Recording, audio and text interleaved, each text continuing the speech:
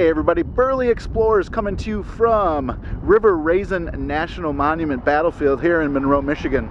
I was originally going to head up to Newport, Michigan today and explore D-57 and D-58 old nuclear missile, Nike nuclear missile silo sites up in Newport that were used during the Cold War. But couldn't really find a way in. There was barbed wire and high fences and, you know, no trespassing everywhere. But I did just get some new information from a gentleman here at the monument site that said a guy named Larry Mazarant owns it. And Larry Mazarant is a guy that owns Midwest Gunite, and local family, owns Mazarant's, the feed store. Apparently he's a bigwig at Fermi as well, the Larry guy. And he said he's a really nice guy and he'd be more than willing, from what he knows of him, to let us in and go explore. So we're going to try to get that contact set up for you so we can go in and explore those. I think this is interesting. It says, because of the lapse in federal appropriations, this national park facility is closed for the safety of visitors and park resources. Get your stuff together, government.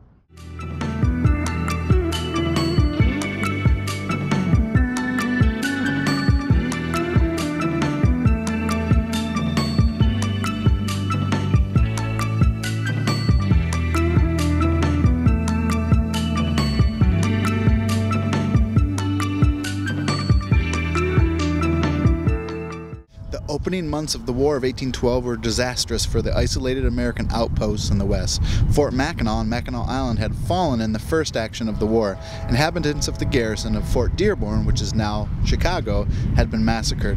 Detroit had surrendered August 15, 1812, and the Frenchtown settlement on River Raisin was controlled by the British. When the Americans learned of the fall of the Detroit, armies on the march in Ohio and Kentucky were reorganized and soon placed under the command of General William Henry Harrison, their goal to recapture Detroit. Small American army was to be composed of three groups. On the right, men from Pennsylvania and Virginia, in the center, men from Ohio, and then the left wing of gathering army consisted of tough Kentuckians who were the first to arrive at the assembly point a few miles above the mouth of the Maumee River. These troops of about 1,100 effective soldiers under the command of General James Winchester arrived at the rapids of Maumee near present-day Toledo on January 12th of 1813. Here, Winchester learned that there were only a few soldiers and several hundred of them Indian allies at the River Raisin. The decision was made to attack. Before dawn of January 18th, 1813, Lieutenant Colonel William Lewis' detachment of 667 Kentuckians were marched northward on the frozen water of Lake Erie. They arrived in La Pleasance, 2 miles south of the Raisin. At 3 p.m., when they were joined with 100 local resident volunteers, the Battle of River Raisin began.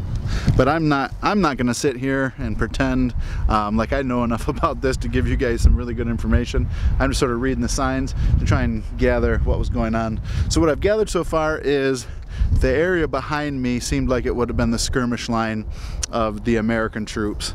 And on that side of this, I'm guessing would have been the British troops, and when the British troops would have pushed us back past the river, which you can vaguely see in the background there, which is the River Raisin, would have been the Kentucky troops and Pennsylvania and the Ohio troops that way. So let's take this path and see where the path leads us.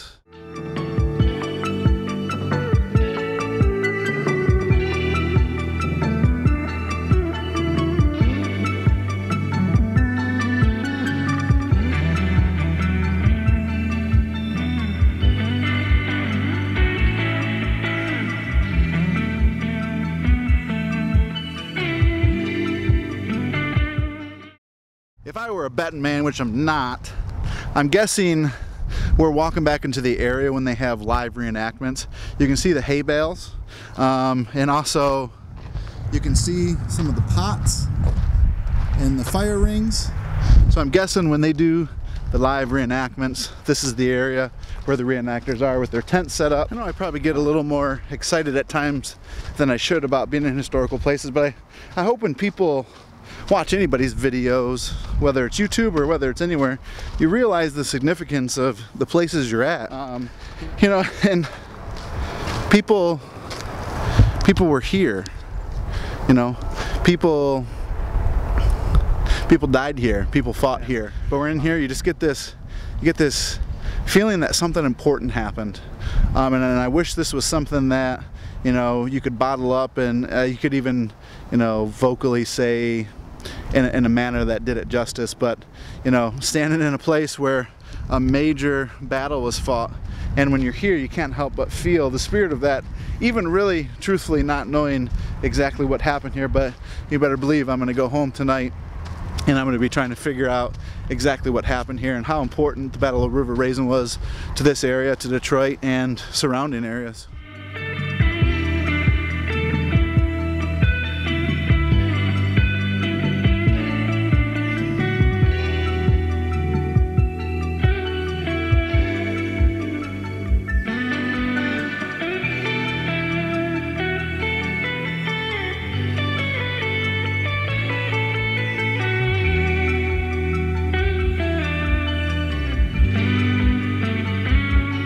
This is Burly Explorers, Burly Teacher coming at you from Monroe, Michigan, River Raisin Battlefield Site.